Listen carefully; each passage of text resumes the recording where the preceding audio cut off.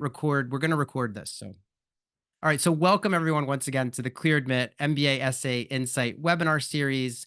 It's a pleasure to have all of you joining us today. My name is Graham. I'm the co-founder of ClearAdmit, and I'm going to moderate today's session. That's really all you need to know about me. Let's move on, though. I want to actually introduce each of our guests that's joining us today.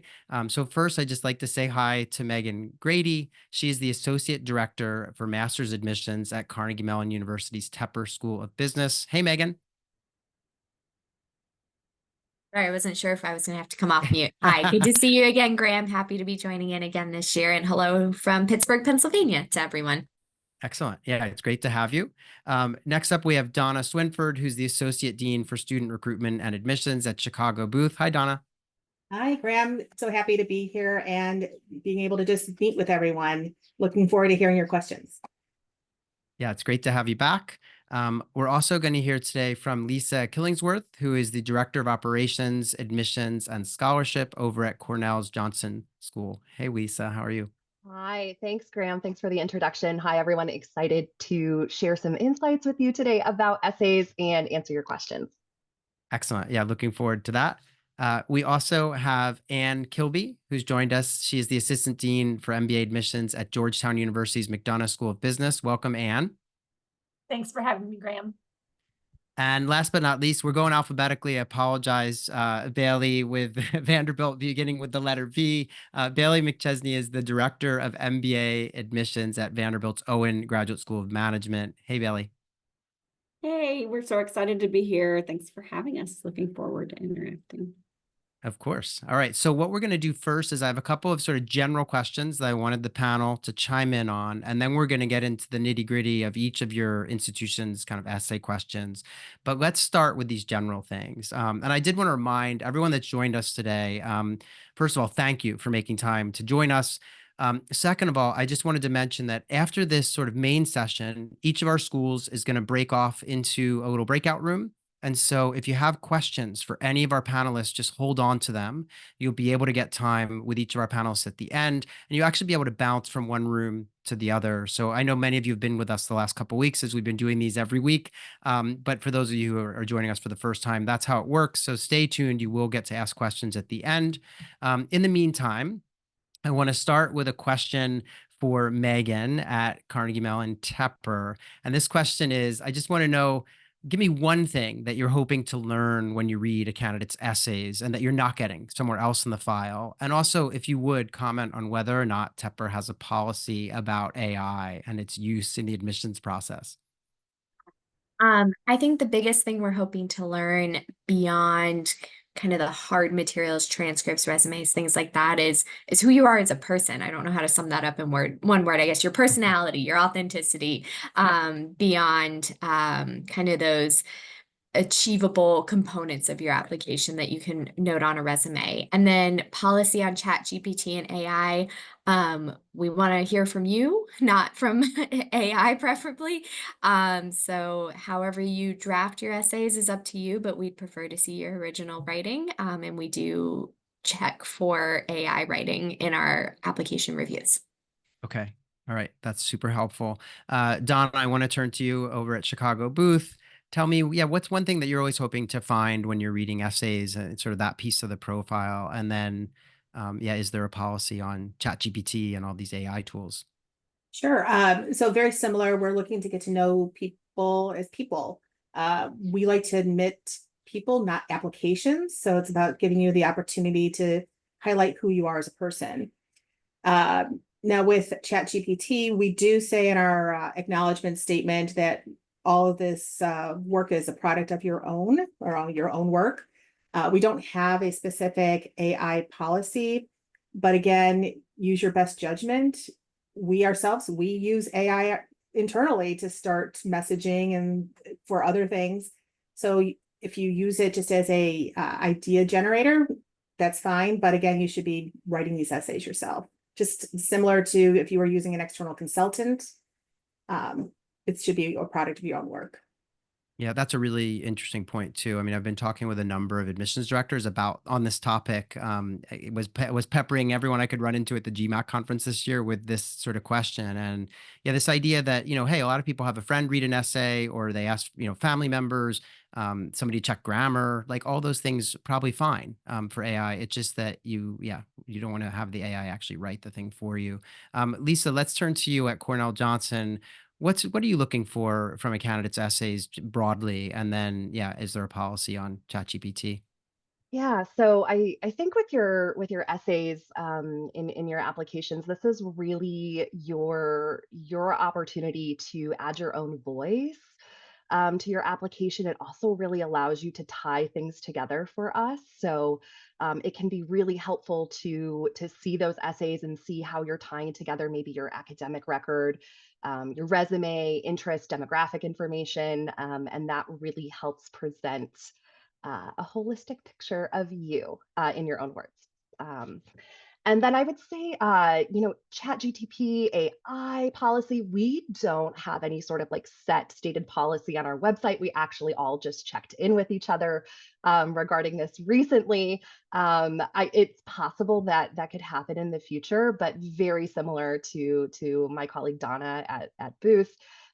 We are looking for you to really be using your own voice and writing your own essays. That said, very similar. There's a lot of great uses for AI tools, and certainly can help with like idea formulation and the structure of some of your essays. But we're really looking for your own voice. Okay, super helpful. Appreciate that. Anne at Georgetown McDonough, what is your take on these two questions? Yeah, sure. So for the essays, we are looking for evidential support.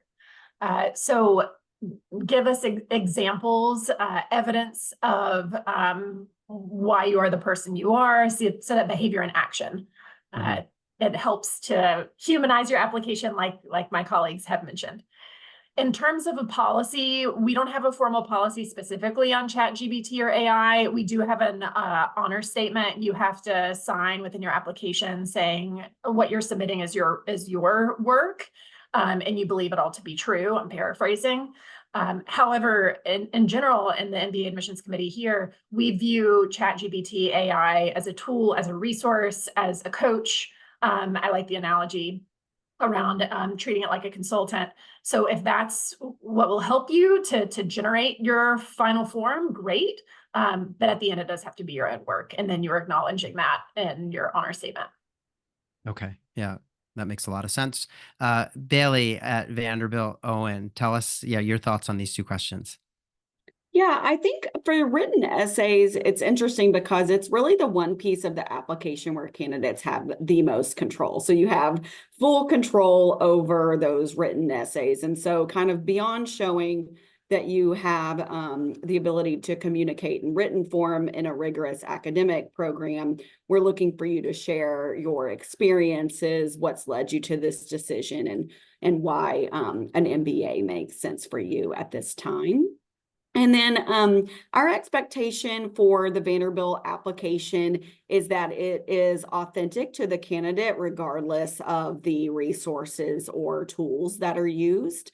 And similar to the other schools here, we do ask candidates to certify that the work in the application is their own and that it's factually true and honestly presented.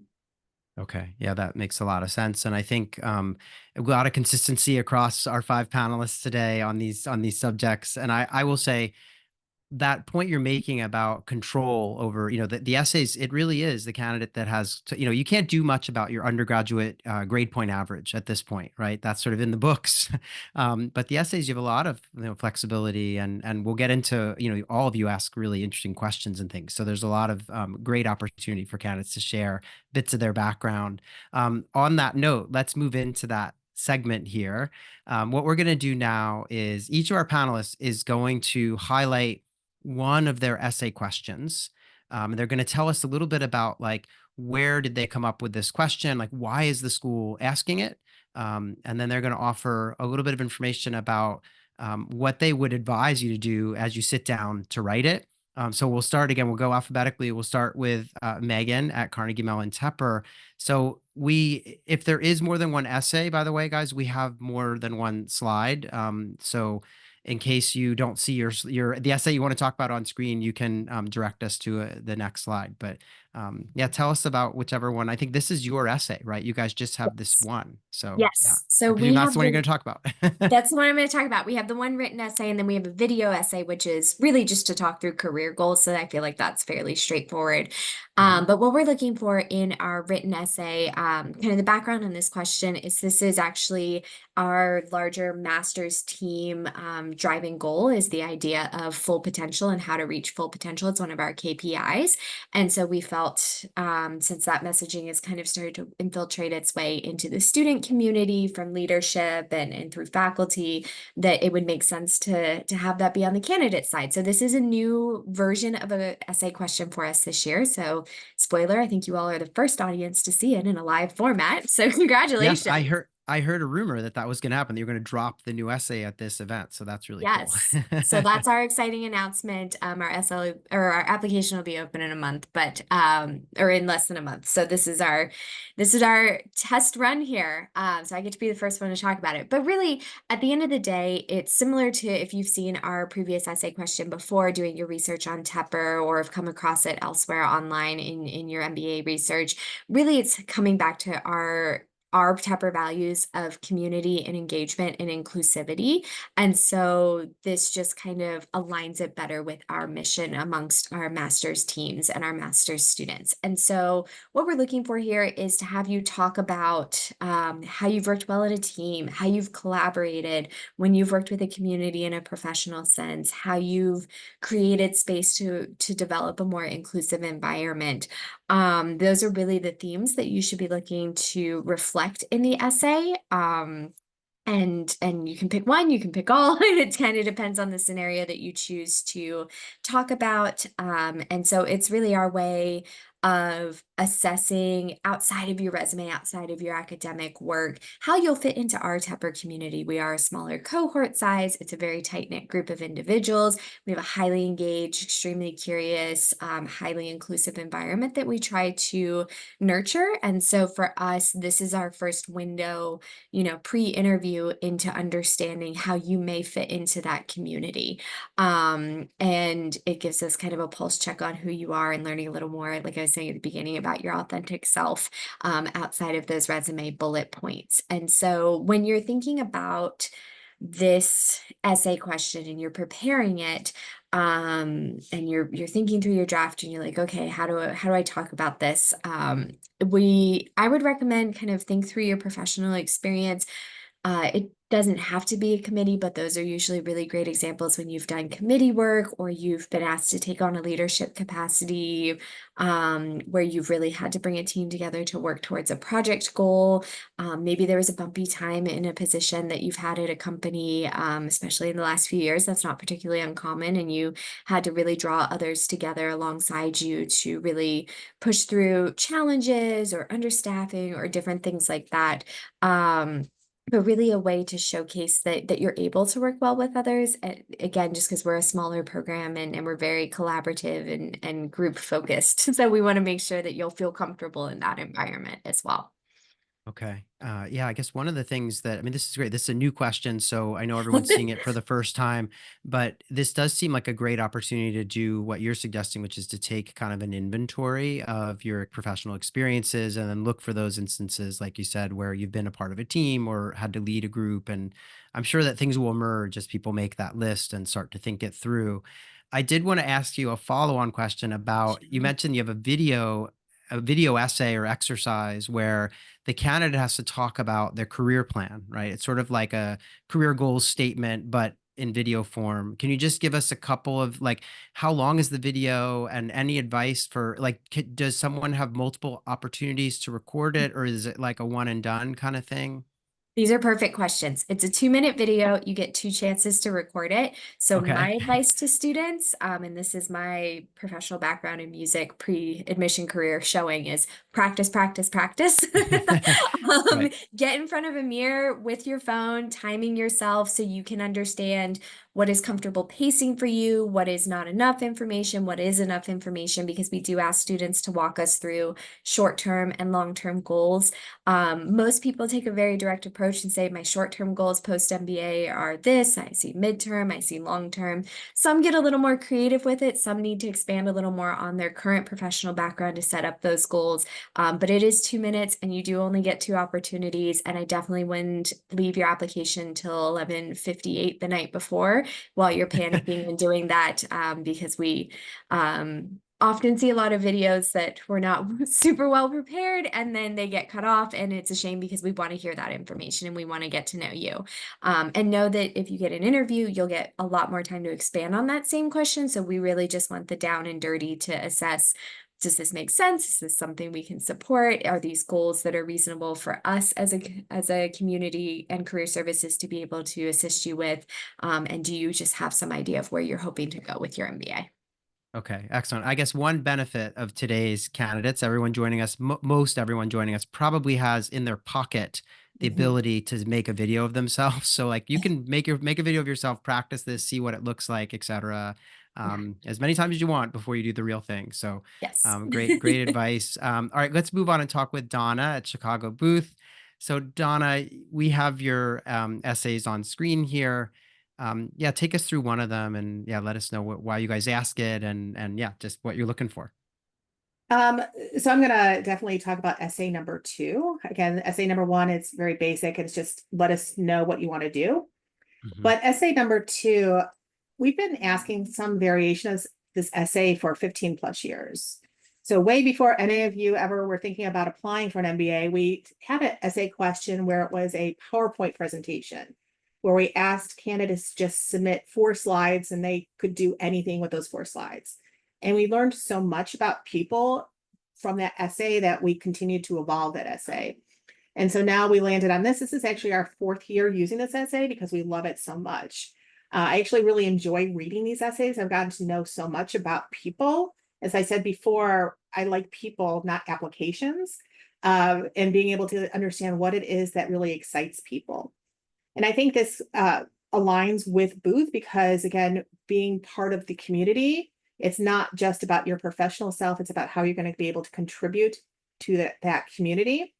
And it gives us some insight in how you view yourself as a member in the world and about what it is that you kind of feel that is important. So we see people talk a lot about their families.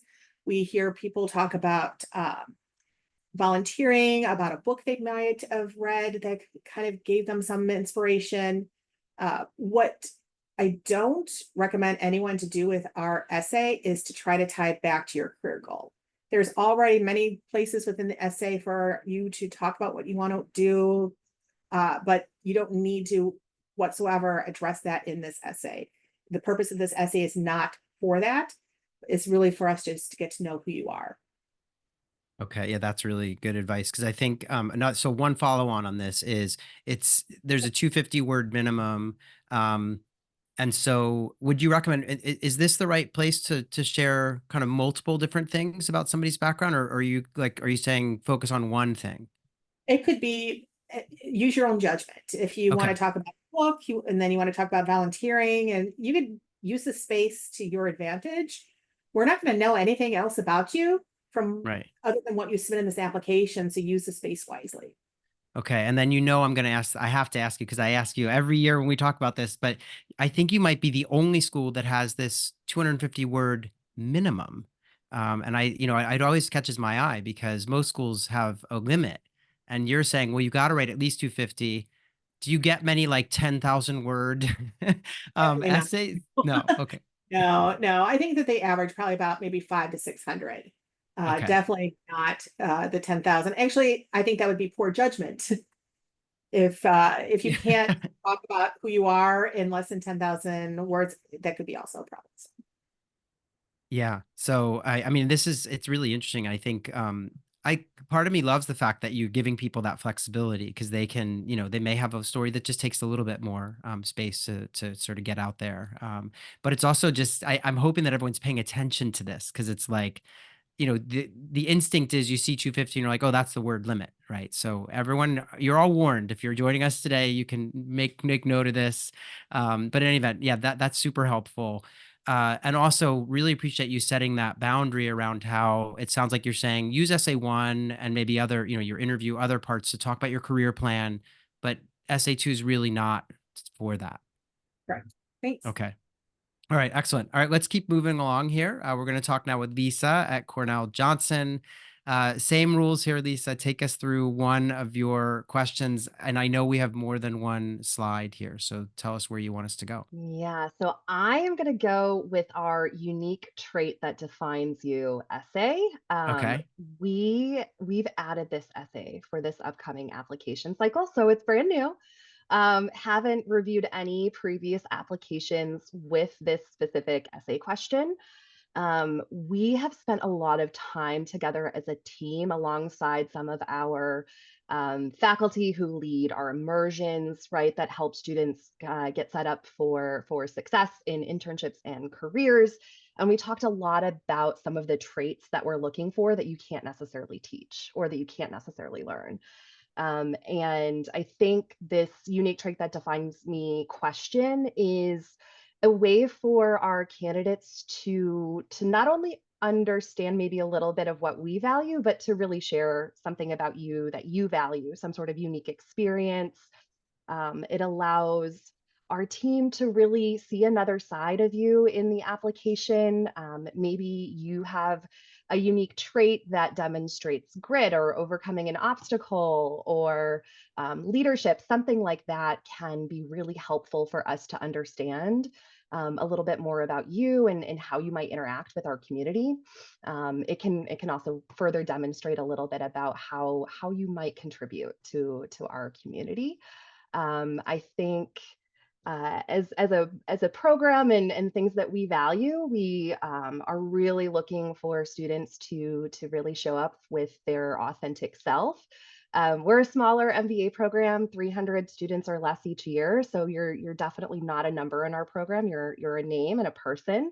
And these essays can kind of further help us get to know you a little bit and how you might fit with our program. I think there are a lot of different ways that students might approach this question this year. What we're really looking for is for you to pick one trait about your character. So something about who you are as a person. Students can talk a little bit about the trait, maybe an experience they've had that demonstrates this trait, or maybe how this trait has shown up in different aspects of a candidate's life. It might allow us to really see some uniqueness about a candidate and unique experiences. I think as a team, we're always looking for that. Previously, our impact essay here was one of the only ones that we've had for the past couple of years. And as a team, we really felt like we want to get to know you a little bit more. We really want to hear something else about you. And I think this question will really help us learn a little bit more about candidates and who they are as a person. Okay. And I feel like you're making a really important point here, which is that it sounds like sharing the trait, is one thing, but then putting up the evidence of of how that trait expresses itself. So sharing examples of where it's manifested in your work or personal life or whatever it is. But it sounds Yeah. like, using some word count towards that is going to be pretty important. Yeah. We recently tested this out with some of our hiring processes and asked candidates for roles on our team to answer this question. And it was Oh, just wow. a really wonderful way to even learn a little bit more from people in that respect as well. And we were like, yeah, this question is going to be a big hit. Oh, excellent. Okay. Well, yeah, I'm glad that you guys are excited to we're waiting to read all these essays Yeah. as they come in this fall. I want to go back to the first slide and ask you a question. I know there's a lot of text here, but essentially what fascinates me here is that you guys are asking people for their goals, both in the short term and long term, but in a kind of like Mad Libs fill in the blank sort of way, where they literally have to say, I want to work in this role at this company within this industry. And then they do get to elaborate a little bit below. But I wondered, like, where did this come from? And do you have any advice for someone who's sort of like, oh, I'm thinking I might want to do this, but I don't really know yet. Like, what would your advice be? And yeah, why so specific? It's really interesting. Yeah, Graham and I were chatting a little bit before we got started about this and how much we actually love this question. And we've had some reflection and people ask if maybe we want to update this. And no, we love the structure and how it's written. As you're kind of typing your potential, role, company, industry, that will automatically fill in within our application into this kind of like Mad Lib. And then, allow us to see a little bit of maybe the research that you've begun to do about what you're hoping to do after the MBA. I think as a team, we are always really looking for fit. We certainly want to ensure that your goals are achievable at Johnson. This is one way for us to see that maybe you've started to dig into this a little bit, to see what you might be wanting to do after the MBA, and help inform that discussion about why the MBA. I think this is also something that plays into our admissions interview. So when we interview candidates, we're looking at this section and we're going to be kind of bringing this up and speaking to some of the answers that you put in here.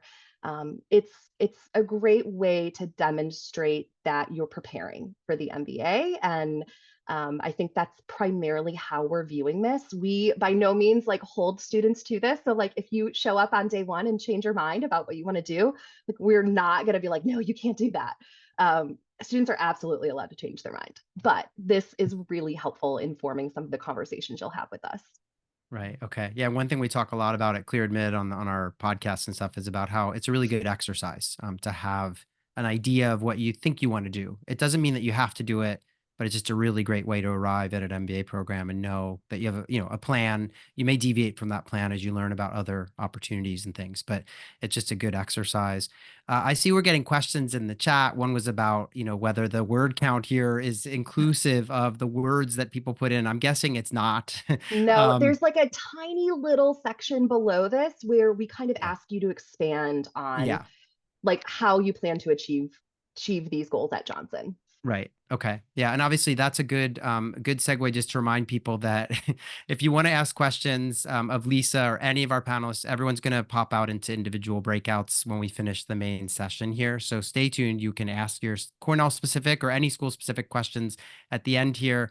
Let's move on and turn to Anne over at Georgetown McDonough, and take us through one of the Georgetown essays. And I know in your case, you've got 3 choices. And so we have 3 slides, I think. So just tell us where you want us to go, or if you want to speak more generally to these 3 choices and stuff, that's fine too. Great. If we could go to essay number 2, please. Wizard on the back end. Thank you. From a high level, we do have 3 written essay prompts. You choose the one you'd like to write on, and the strategy behind that on our side, and the strategy you should then plan for, is there is no one size fits all at Georgetown McDonough. And this is your opportunity to, hate to use the word again, but be strategic in your essay selection so that you are able to convey a meaningful response. Which topic resonates most with you? Where can you really authentically sell yourself the best? So I want to hone in particular on essay number 2. Each of our essay topics has a theme, which you see first in a phrase and then a colon and then the actual prompt. So for this essay topic, cura personalis, we contextualize the topic within the prompt itself. And so cura personalis is Latin for care of the whole person. You'll see this phrase written all over campus on flags and buildings and statues and things. We are the oldest Jesuit institution in the United States. We were founded the year the US Constitution was signed, and we were founded with this values system. So it is ingrained in our DNA. It is who we are as a community, as an institution. So we do filter on this value alignment within the admissions process because we want to ensure that you will thrive in our community. And it's mutually beneficial. We're setting you up to be successful, and we want to filter to protect our precious community culture here. So that's one way we can do it. So all that to say, this essay explains what career personalis is, so it defines it for you. So you can start thinking about what examples, and I mentioned in the first response to Graham's question of evidential support. So you will think of evidence of supporting examples of your behavior and action where you exemplify career personalis, and then you tie it back to our environment here at Georgetown. So really, we're listing out pretty specifically what we want you to respond to. And one of the things we assess is, can you follow instructions? Can you go through that comprehensively in 500 words or less? Got it. And what I do like this fact, so you have these 3 questions and the candidate just gets to pick whichever one, as you say, kind of fits what they feel like writing about, but is maybe, helps them to be strategic about allowing them to share the thing that they want to share with this space. You also have a video requirement. And I wondered if you just touch on that, because I think it gives people a chance to sort of share something that they're passionate about. And what is it like watching these? And they're like 1 minute long, right? So it must be just interesting to see these. But any advice or what are you guys looking for here? Sure. I love watching these videos to the extent that it is my carrot in reading an application. I save it for the end because I enjoy them so much.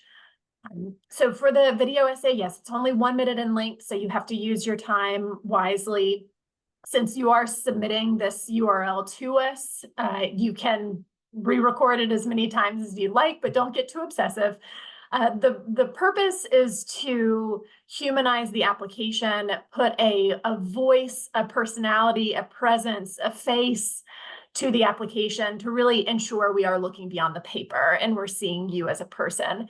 And then the prompt follows suit, and that you are talking about yourself as a person. How do you spend your time outside of work, whether it's a new craft you've learned, whether it's, I don't know, a sport that you do, whether it's volunteering.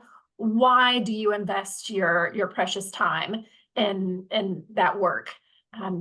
So again, it's being strategic, and what do you hope we take away from that sharing? Is it you want us to learn from you that you are a competitive athlete, or you're very disciplined? Do you want us to learn that you are a big cat lover, so all your time is spent in the animal shelter with the cats? What is it you're hoping to achieve in sharing that information with us? Okay. Now I'm going to go out on a limb. Maybe are you not a dog person? You're a cat person, I'm guessing. I grew up with both, but my husband's a cat person, so now I've swung, I think. There you go. So one thing I'm curious about, you kind of hinted at this, but I just want to make sure that our audience understands, and that is that it sounds like I don't need to go out and get Martin Scorsese to produce my 1 minute video, that it's really, you're not looking at production value, you're looking at the content, and that people shouldn't worry about that. You nailed it. Yep, you're Okay. exactly right, Graham. Okay. Record it in whatever means you have available to you. We want to see you as a person, so don't worry about fancy video editing. We just want to see you and hear you. Okay. But maybe no cats walking by in the background or something. But if that's I guess authentic to you, then Right, bring it right. on. Excellent. All right. Appreciate you shedding light on this part of your process. Let's move on. Bailey, you've been super patient. And we're gonna go backwards through the alphabet for the next segment, just to be fair and give you a little more, make it so you don't have to wait as long. But take us through one of your essays. We have multiple slides here, so tell us where you want us to go, and explain why you ask it and what you're looking for. Sure. I'm going to touch on our career-focused essay. So this slide is great.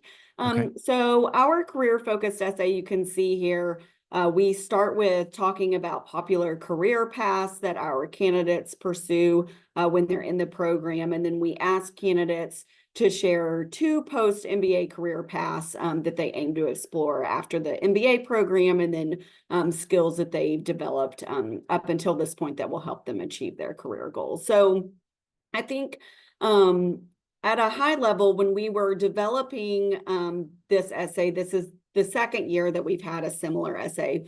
we really wanted to convey what the reality of what students were experiencing in the MBA program in the essay, and then also meet candidates where they are. So oftentimes in an MBA program, you will spend the first semester mod doing exploration. So attending company info sessions, meeting with companies for coffee chats, really exploring MBA career paths. And so a lot of times those MBA career paths don't necessarily look like a plan A and a plan B because you're exploring those simultaneously and concurrently. And so that is one of the core reasons why we decided to structure our career-focused essay this way. Also, I think it's important to note that, we don't expect you to have it all figured out when you're applying to the program. We know that there's a lot of exploration that comes even just in the application process and thinking about what are the skills and experiences that have led you to where you are and what you want to do. And so we hoped that by structuring this essay in this way that that candidates would feel compelled to kind of start to narrow down their career path, share their reasoning for exploration, and then and really be able to articulate multiple career paths that they plan to explore, because that's what we find that students typically, the way that it works in the program. And so really it's pretty straightforward. We're looking for three things. We're looking for the 2 post-MBA career paths, and then the transferable skills that you've developed up until this point. And my advice to candidates would be to kind of look at those in tandem to kind of develop your essay as you're kind of thinking about what this degree means for you and where you hope to go. So that's a little bit about that particular essay and why we asked it that way. And hopefully it helps provide some context there. Yeah, I think it's really interesting. And in fact, I've noticed in the last handful of years, I believe Tepper, Megan, correct me if I'm wrong, I think Tepper has a, what's your plan and what's your backup plan? Like what's another possibility for you? And I think I've seen this with NYU, with UNC. There are a handful of schools that are asking these questions like what are 2 possible paths? So I think it's nice. It gives candidates a chance to sort of stretch out. I want to ask you though about the other essay question that you have, which we have a slide for here. I just wanted to know, this says, highlight something about yourself that isn't already captured in the application. And, I kind of wondered, is this meant to be professional and more whimsical and kind of personal? Like what direction do you see candidates usually going with this? And I'm thinking when you say we're genuinely interested in getting to know you, we know your identity extends beyond the confines of like the structure of the application. That makes me feel like it's for maybe non-work stuff. But what would you suggest?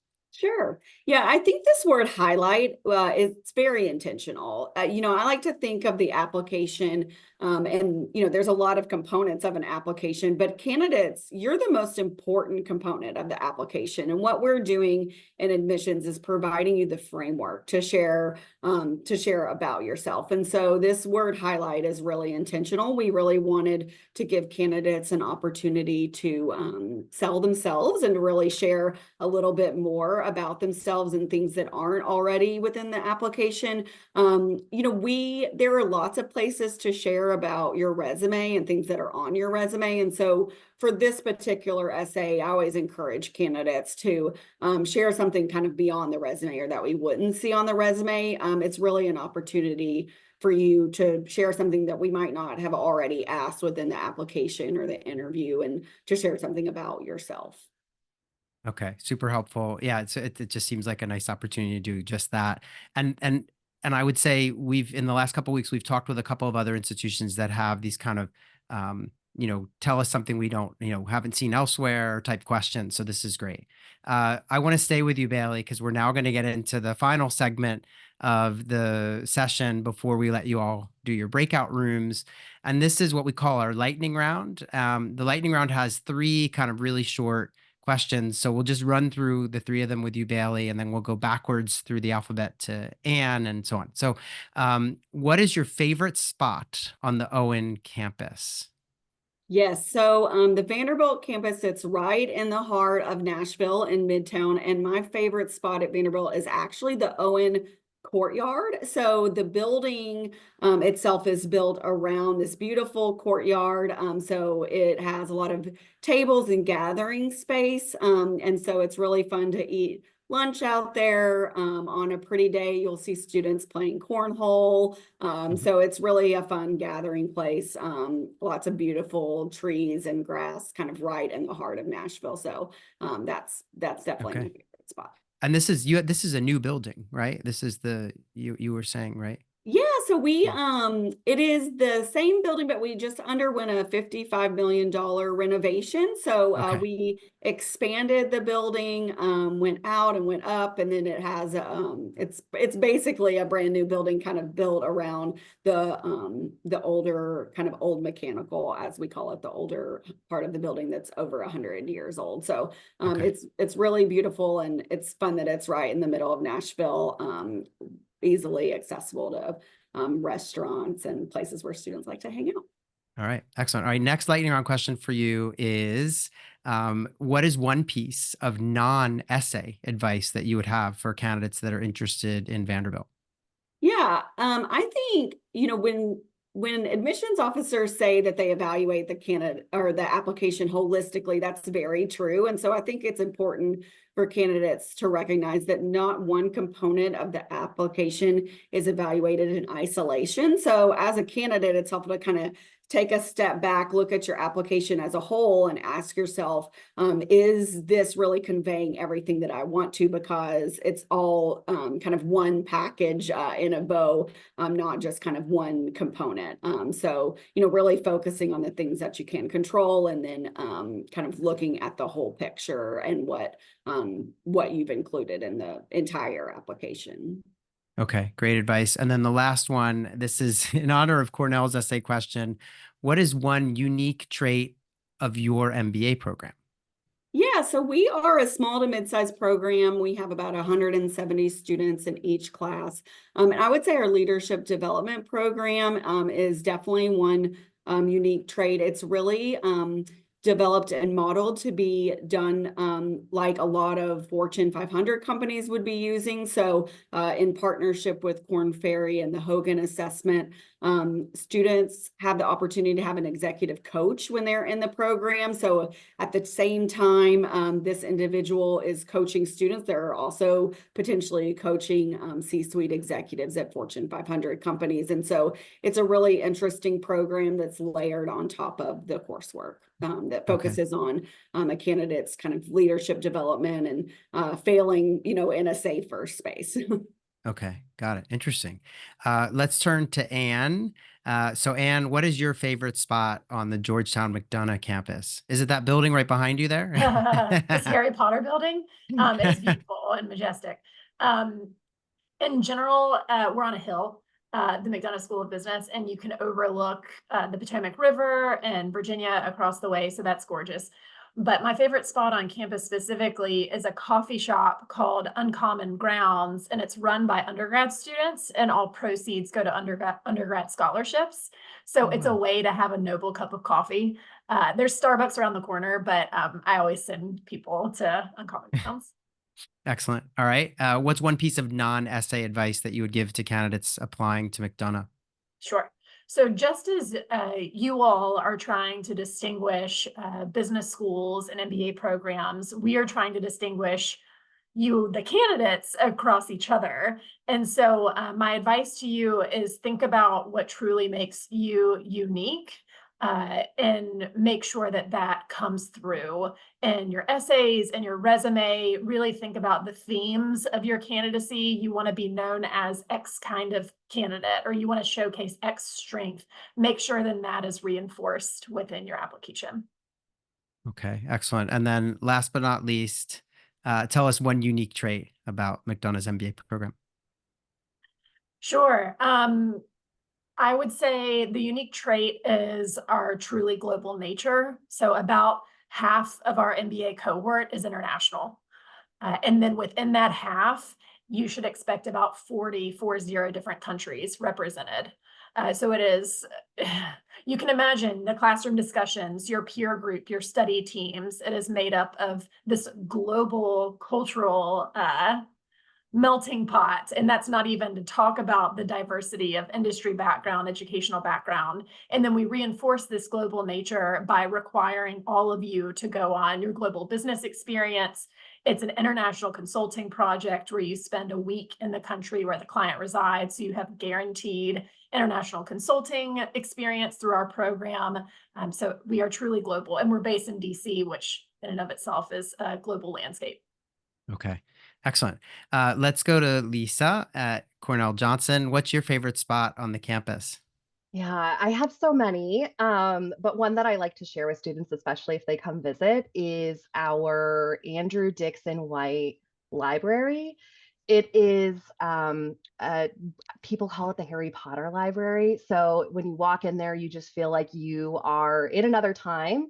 A.D. White is one of the founding co-founders of Cornell University. He was also our first president of Cornell, and then he was very progressive for his time. So the library also includes a lot of really interesting things from his personal collection. It also has his personal collection of books in there as well, which is super cool. Wow. And then it is tied to the McGraw Tower, which plays a variety of different kind of like musical chimes concerts throughout the day. So it's just a really interesting spot on campus. All right, excellent. And it's very central. I've seen exactly what Yeah. you're talking about. Yeah. All right. What's one piece of non-essay advice you would give to folks applying to Johnson? Yeah, I think if you're someone in the beginning stages of researching MBAs and trying to decide like where you need to apply to, you have so many options. I think one of the best ways for you to really narrow that down is to try to pick some schools and have some conversations with current students and in the community. I think it's a great way to learn a little bit more from the people who are actually going through that experience. It can really help you understand your fit in that program, and then also maybe learn about things that you didn't know yet, or be connected with others through those conversations. And I think overall, it's a great way to get to know the program, a great way to help you decide ultimately where you might want to attend. And then, of course, it cannot hurt you in your application process. It'll help you look well researched and interested in the program. Yeah, I mean, candidates who talk to current students just invariably have much better applications because you Yeah. just learn so much from those interactions. All right, last but not least, and this is a little unfair because apparently you guys had to answer this in-house when you created the question, but in this case, I'm going to turn the lens directly onto Cornell Johnson. So what is a unique trait of the program? Yes. We have students that study everything. But one of the things that I think is really cool and unique about our program is that we have a New York City campus. Our Cornell Tech program houses a couple MBAs in New York City. We have lots of different ways for students in Ithaca to interact, join different classes or intensives in New York City. But I think one of the most unique things is that we have a 1+1 program. So students can spend their first year in Ithaca, take our core, do immersion learning, go off and do their internship, and then return to New York City and spend their second year in New York City at Cornell Tech, learning all things tech. Oh, wow. Interesting. I didn't know about that. All right. And then the last question.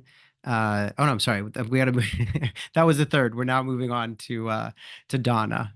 Thanks, Lisa. So Donna, what's your favorite spot at Chicago Booth? So I would have to say the Winter Garden, which is the real hub of the Harper Center where our full-time program is housed, just because of the energy that you see every day with the students. This is their center of their experience. So just seeing the Winter Garden. Okay. Yeah, it's a great space. Very bright. And yeah, it's almost like you're outside, but you're not, Yeah, it's great. All right. Next question. One piece of non-essay advice. Okay, just like Graham always said or asks me the question about the 250 word minimum, I always give the exact same essay advice.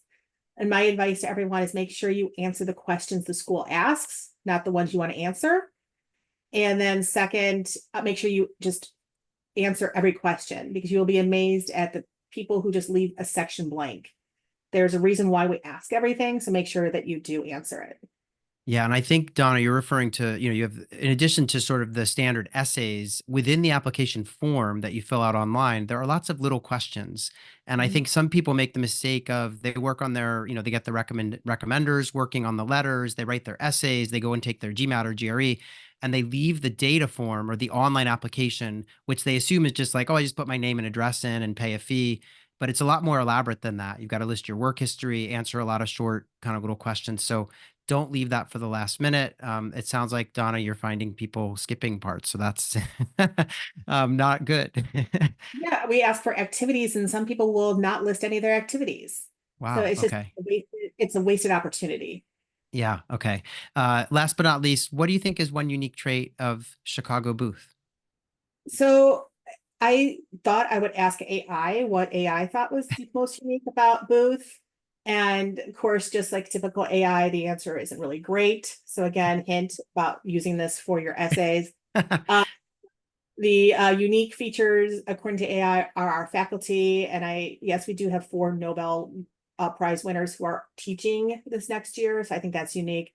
But I would say if anyone were to ask me about this, I would say probably our flexible curriculum, where we are really, our curriculum is based on the individual needs of each student, and each student can approach the curriculum in their own unique way. Okay, excellent. Yeah, and I think you're also raising a really good point in that when you apply to these programs as a candidate, it's really worth looking into like, yeah, how is the core structured in that first year? What's required? I think people joining us today would be shocked to know how different you all are. I mean, there just are really different. Some schools, the entire first year is required. Other schools, you just sort of pick and choose, and it really just varies and depends on the experience you're looking for. So do that research. It'll come across in your essays.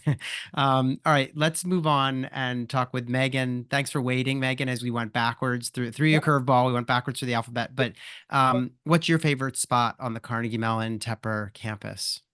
Um, I would say it's a toss-up, and I've been stressing about this the whole time waiting for my turn. We have a local ice cream shop that has a location in our building, so that's fantastic. That's a big plus for Tepper, for our building specifically. But I would have to say, kind of outside of Tepper, my favorite spot on the CMU campus is probably it's called the College of Fine Arts Lawn. It's outside of this beautiful historic building where the College of Fine Arts is. But what I really love about it is it's where all major campus events typically happen. So big tent gets put up for orientation. You get to see all these fun activities happening there. In the spring, we have an annual event. No, not Paige's Dairy Mart, Millie's. Whoever asked that in the chat, I just saw that pop up. We have a Millie's in our building. So we have an annual event called Carnival, which is like a reunion and current student, and everybody on campus gets the time off to go to Carnival, and they set up actual Carnival rides on the lawn. And then in the quiet seasons, I like to just take my dogs there to play Frisbee personally. So it's an extra Excellent. bonus for me. All right, I think Clear Admit may need to do some recon on the ice cream shop. We'll have to get a I'm road so trip sorry. together for that. All right, what's one piece of non-essay advice that you would give to candidates? Yeah, I would say something that I think everyone's had really great answers. So this is the flaw of being last is some of my answers already were used. So what I'm going to recommend is treating the interview process like you would a professional job interview. Some folks maybe don't prepare for it as much as they probably could. And so at least for us, we really recommend at least using the STAR method to prepare. And I think that can help you probably across any kind of interview setting. But just to make sure that you're coming up with creative examples to share in your interview, maybe bringing in elements that aren't already in your application, so you're not kind of a one-trick pony in some sort of sense, and being able to show the variety and the depth of your experience and ability to reflect upon yourself. So that's my recommendation. And for people who don't know what that is, you can Google it, but the STAR method is just a way of sharing anecdotes that focuses on the situation, tasks, actions, and results. I think if I'm remembering that right, but it's I a say it good all the time, way. but I don't know. Yeah. It's a good Or- way to organize a story that you're telling. All right, Yeah. and then last but not least, what's a unique trait about Carnegie Mellon Tepper? Yeah, so I think the big thing that we like to still brag on is that that we invented management science. And so what really tends to help us stand out is our still very analytics focused curriculum that is quant and analytics are the words we typically hear people use to describe us as one of the first things they'll say about Tepper. And that stemmed from that background in management science. So I think that's kind of what is unique about us and kind of how we blend that into leadership and how we approach kind of future forward facing business practice. Okay, excellent. So what we're going to do now is each of our schools is going to bounce off into a breakout. So you, the attendee, can go and hang out with them and ask questions. But I want all the attendees to stay with me for a moment. Our schools are going to slip backstage. I did want to really sincerely thank Megan, Lisa, Donna, Bailey, and Anne for your time today. It's always so insightful to chat with you all. I feel like it makes me want to apply to business school again. I always get excited hearing all this great advice. So we'll let you guys slip backstage as you get ready to get into your breakouts. If the audience can just stay here with me for a minute while we give our panelists a break, but thank you so much. So our what we're going to do is we're going to open up breakout rooms, and you can bounce between breakouts. So as you may know, you can if you have a question for Carnegie Mellon and then one for Chicago Booth or Vanderbilt, you can do that. You can bounce from one to the other, and we will set up those rooms in just 1 second. I just want to give our panelists like a minute. In the meantime, as some of you have heard the last couple of weeks, we've really been mentioning some of the tools and resources on clearadmit.com. Just so you know, like everything is free on our site. I mean, we really try to just provide as many resources as we can to help you navigate the process. And the first tool that I just wanted to mention is ApplyWire. If you haven't posted your profile to ApplyWire, you can do so. It's anonymous. You just share the schools you're interested in, some facts and figures about your candidacy, and someone on our team, usually my colleague Alex, will actually respond and give you some initial thoughts on whether your target schools look right or whether everything makes sense. So you can use this tool. Again, it's anonymous, and it's a great way to get advice from the community about your background and your goals and all that stuff. The other thing I wanted to mention is that we do have a podcast that airs every week, at least once a week. We do a lot of one-off episodes with admissions directors as well. But every Monday we air a basic episode of the show where we talk about admissions strategy and we review the profiles of candidates who've submitted their backgrounds to the website. So it's a great way to kind of learn about admissions, and the show gets great reviews. It's available on anywhere that you might want to listen to a podcast. So please join us, and you can subscribe and catch us every week. I think we're going to open up the rooms now. And I encourage you to spend some time with these programs, get your questions answered. I did see a number of great questions pop up in the chat that would be really appropriate to go and ask the schools now. Join us next week as well. We have one more event. We're going to be joined by Columbia Business School, Yale, University of Michigan, Ross, and ESA Business School in Barcelona. So please join us at the same time next week for that. In the meantime, have a great time asking schools questions in the breakouts, and I'll see you all next week.